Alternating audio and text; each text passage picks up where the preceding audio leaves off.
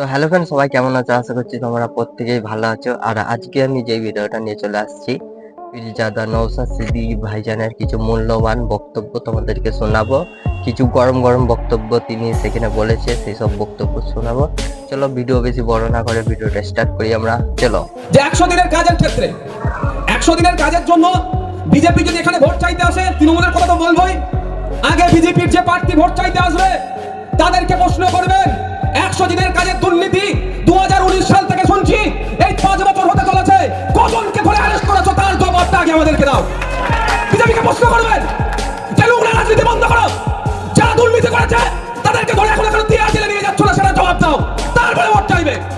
শুধু নোংরা রাজনীতি করছে, আমরাও মানি দুর্নীতি হয়েছে, কিন্তু দুর্নীতি হয়েছে মানে এটা নয় আমাদের পাড়ার রাম কাকু যে কাজ করে তার সংসার চলতো, তার কাজটা কেন বন্ধ রেখেছে?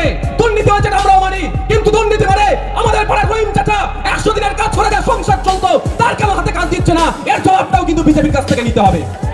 আমরা মানছি 100 বার আমিও বলছি দুর্নীতি হয়েছে, এমন দুর্নীতি হয়েছে শুনলে আপনারা অবাক হয়ে যাবেন। আমি দুটো বলবো, বৃষ্টি হয়েছে, ধরুন এই হামাদামা বাজারে 1 কোমর পানি হয়ে গেছে, হতে পারে তো? এখানে কি 100 দিনের কাজ করা যাবে?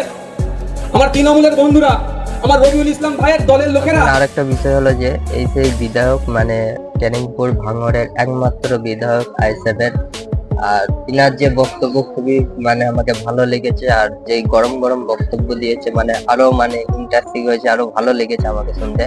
আর তোমাদেরকে কেমন লেগেছে অবশ্যই তোমরা কমেন্ট করবে। চলো পুরো ভিডিওটা আমরা একটু দেখে নিই। কি করেছে জানেন? ওখানে বন্যা হয়ে গেছে, ওখানে 100 দিনের কাজ লিখে দিয়েছে।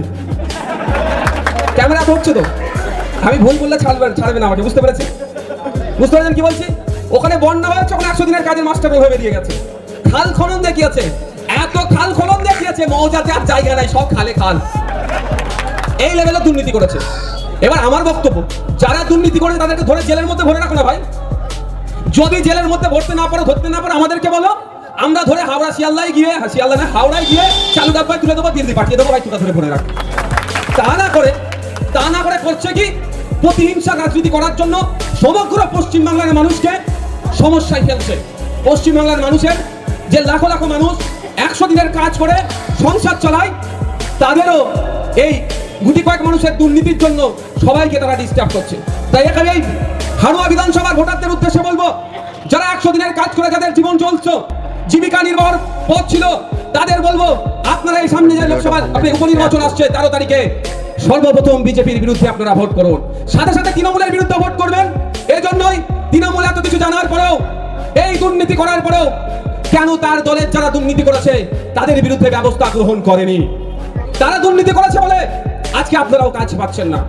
এই ছিল আজকের ভিডিও যদি ভালো লাগে অবশ্যই লাইক কমেন্ট শেয়ার করতে ভুলবেন না, আর চ্যানেলটিকে সাবস্ক্রাইব করে দিবেন। এখন বন্ধু এখানে ভিডিও শেষ করছি, আবারও নেক্সট পরবর্তী ভিডিওতে দেখাবে। ততক্ষণ টাটা, বাই বাই।